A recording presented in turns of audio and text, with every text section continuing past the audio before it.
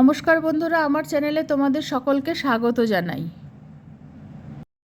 আজ সকালের টিফিনে খুবই একটা স্বাস্থ্যকর সুস্বাদু জলখাবার বানাতে চলেছি। তার জন্য আমি একটা বড় সাইজের বিট নিয়েছি। বিটটাকে খোসা ছাড়িয়ে ভালো মতো ধুয়ে পরিষ্কার করে নিয়েছি। এবার পাতলা করে ছোট করে কেটে নিয়েছি। এবার বিটটাকে আমি খুব ভালো মতো পেস্ট করে নেব। আটা বা ময়দা সমান সমান মাপের আমি নিয়ে নিয়েছি। তোমরা এটাকে চাইলে শুধু আটা বা শুধু ময়দা দিয়েও করতে পারো। আমি আন্দাজ মতো নুন, অল্প কসুরি মেথি আর একটু জোয়ান আটা ময়দার মধ্যে দিয়ে দিলাম।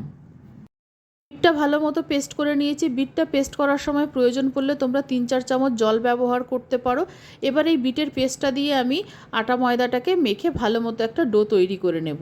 বাচ্চারা এক এক দিন এক এক রকম টিফিন চায়, আর টিফিনটা যাতে স্বাস্থ্যকর হয় সেই দিকেই খেয়াল রেখে আমি এই টিফিনটা তৈরি করছি। আমি ময়দাটাকে খুব ভালো মতো মেখে একটা ডো তৈরি করে নিচ্ছি। ডোটা তৈরি হয়ে গেছে, ঢাকা দিয়ে রেখে পুরটা তৈরি করে নিচ্ছি।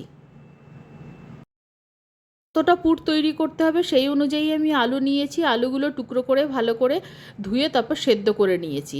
এবার সেদ্ধ করা আলুগুলো হাতের মধ্যে নিয়ে আমি শুধু চেপটে নিচ্ছি। একদম চটকে মেখে ফেলবো না, হাত দিয়ে শুধু একটু আলুগুলোকে চেপটে নেব। বর্ষাকাল প্রায়ই খুব বৃষ্টি হচ্ছে, তাই বাজারে ধনেপাতা খুব একটা পাওয়া যায় না, তাই আমি কারি পাতা ব্যবহার করছি। কারি পাতা ছিটকে গায়ে আসতে পারে, তাই আগে কারি পাতাটা শুকনো কড়াই রোস্ট করে নিচ্ছি, তারপর তেল দেব। তোমরা কারি পাতা ধনেপাতা দুটোই ব্যবহার করতে পারো। কারি পাতাগুলো অল্প সেকা হয়ে গেছে, এখন আমি অল্প সাদা তেল দিয়ে দিলাম। ছোটো বড় সাইজের টমেটো খুব ছোট টুকরো করে কেটে নিয়েছি, আর সঙ্গে কিছু কাঁচা লঙ্কা কুচিয়ে নিয়েছি, এগুলো তেলে দিয়ে দিলাম। টমেটোটা নরম হয়ে যাওয়া পর্যন্ত আর টমেটোর কাঁচা গন্ধটা চলে যাওয়া পর্যন্ত আমি নাড়াচাড়া করে নিচ্ছি। টমেটোটা নরমও হয়ে গেছে, কিছুটা ভাজা হয়ে গেছে। এবার চটকে রাখা আলুটা দিয়ে দিলাম।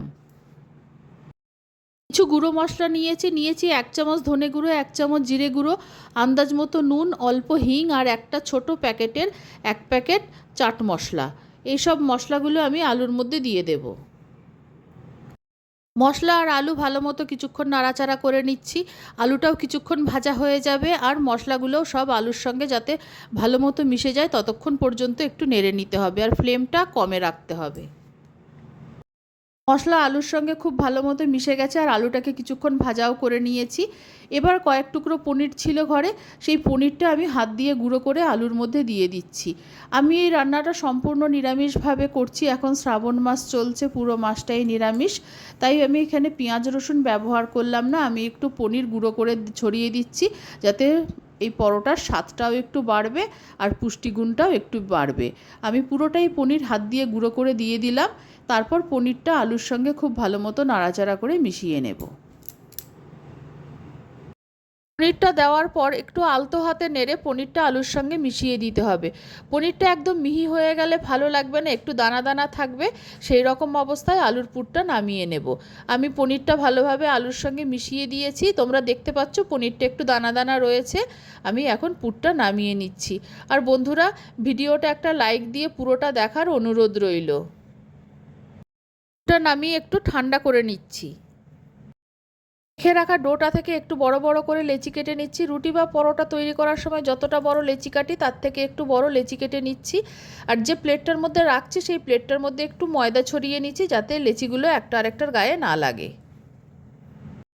একটা লেচি আর একটু ভালো গোল করে হাত দিয়ে একটা বাটির মতো করে নিচ্ছি। তোমরা আমার হাতটা লক্ষ্য করলেই বুঝতে পারবে। বাটির মধ্যে আন্দাজ মতো পুর ভরে চারদিক দিয়ে মুখটা আটকে দেব। খুব বেশি পুর ঠেসে ভরার দরকার নেই, তাহলে বেলবার সময় ফেটে যেতে পারে। যতটা আন্দাজ লেচিটা কাটবে সেই অনুযায়ী পুর ভরে নেবে। পুরটা ভরে নেওয়ার পর 2 হাতের সাহায্যে আর একটু ভালো করে গোল করে নেব।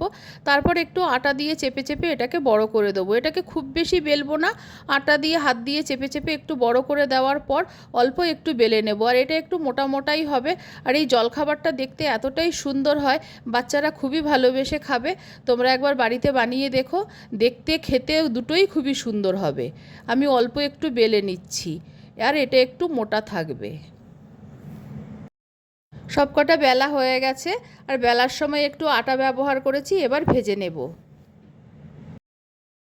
প্যান গরম করে নেওয়ার পর আঁচটা কমিয়ে দিয়েছি।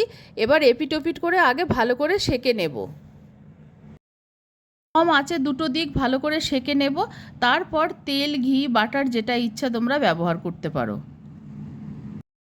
টিফিন দেওয়ার সময় হয়ে যাচ্ছে, তাই একসঙ্গে দুটো সেঁকে নিচ্ছি। দুটো দিক ভালো মতো সেঁকা হয়ে গেছে। এবার আমি অল্প সাদা তেল দিয়ে দিলাম, দিয়ে দুটো দিক ভালো করে ভেজে নেব। আর এটা যেহেতু আমি একটা স্বাস্থ্যকরভাবে তৈরি করছি, তাই তেলটা অল্প পরিমাণে রাখছি। তোমরা ঘি বা বাটার দিয়েও ভেজে নিতে পারো। ভাজা হয়ে গেছে, আমি তুলে নিচ্ছি। আর পুরো ভাজার কাজটাই লো টু মিডিয়াম ফ্লেমে করতে হবে।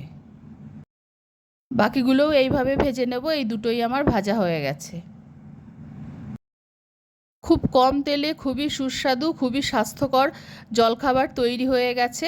আমার এই রেসিপি ভালো লাগলে আমার চ্যানেলকে সাবস্ক্রাইব করার, লাইক করার, শেয়ার করার অনুরোধ রইল। আর আমার নতুন পুরনো সকল বন্ধুদের আন্তরিক ধন্যবাদ ও ভালোবাসা জানাচ্ছি।